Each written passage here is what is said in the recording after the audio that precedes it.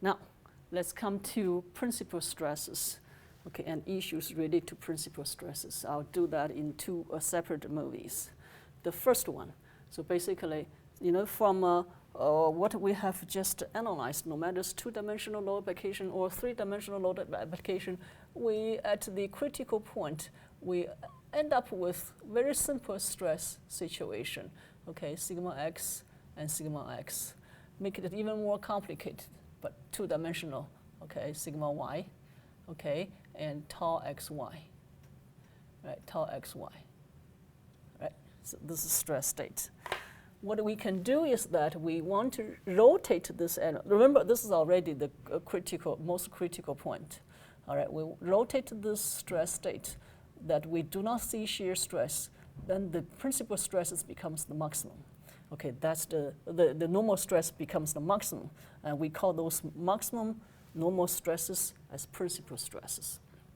Okay, and here we want to figure out the principal stresses. Assume we have sigma x, sigma y,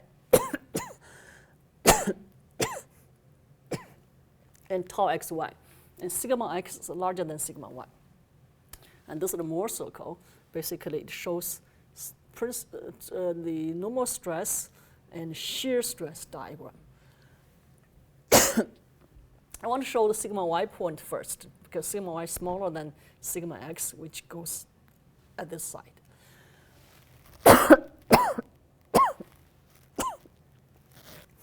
Okay, all right, so the first point of that stress state is sigma x, sigma y, and tau xy, okay, positive tau xy.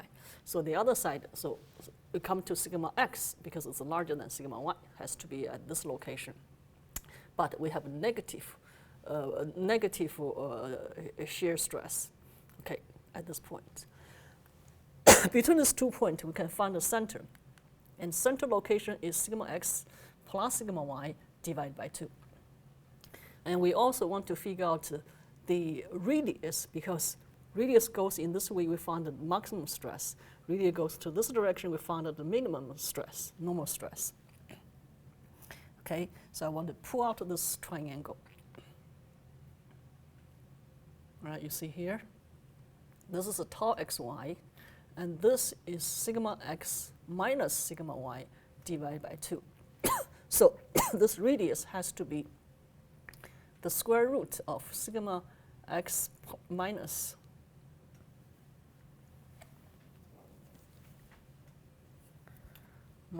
sigma y, and divide by 2 square plus tau xy square, okay, which is right here. This is the radius, okay. So as I showed you, this is sigma x minus sigma y divided by 2. All right, so we turn in this direction, that becomes the maximum stress we can figure out from this diagram. I wrote that over here, okay, which is basically the center location plus the radius. So center location plus the radius. Rotate to the other direction, so we get the smallest stress on the circle, so which is over here, sigma minimum, okay, center location minus the radius. All right, so from the principal stresses, we can go ahead and define principal stresses. Okay, we just need to sort out which one's largest, which one's smallest, so we can have sigma 1, 2, 3. Okay, we have only 2 components. How do we make it a 3? That's the thing I'm going to talk about next. Okay, and the other thing I want to show you over here is on this diagram, it also shows us the maximum shear stress. Okay, that means for this shear stress state, I can rotate that again until we find out the shear stresses becomes maximum, okay, which is right here in the middle, okay, the radius. All right, that defines the radius, which is also the radius over here. So that gives us the maximum shear stress on this diagram. So we can extend this concept a little bit to 3-dimensional things. Suppose we have 3 principal stresses, and between any of these 2, we can make a circle. So we end up the thing that we can do 3 circles.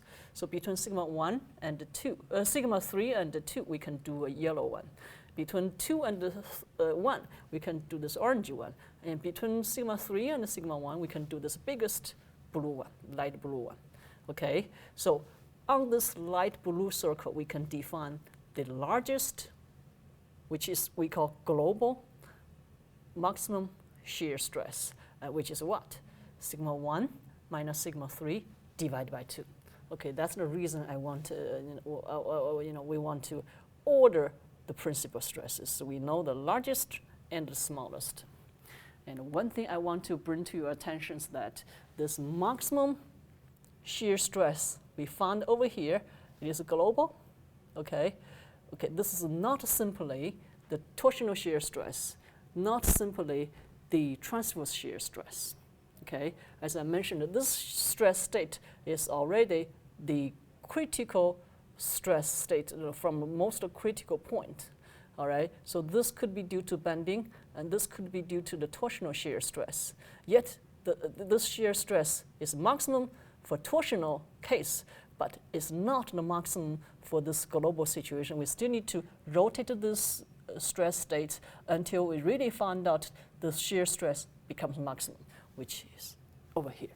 Okay, so we need to know the difference between the shear stress, what we call maximum here, torsional shear stress maximum over here, and this global maximum shear stress.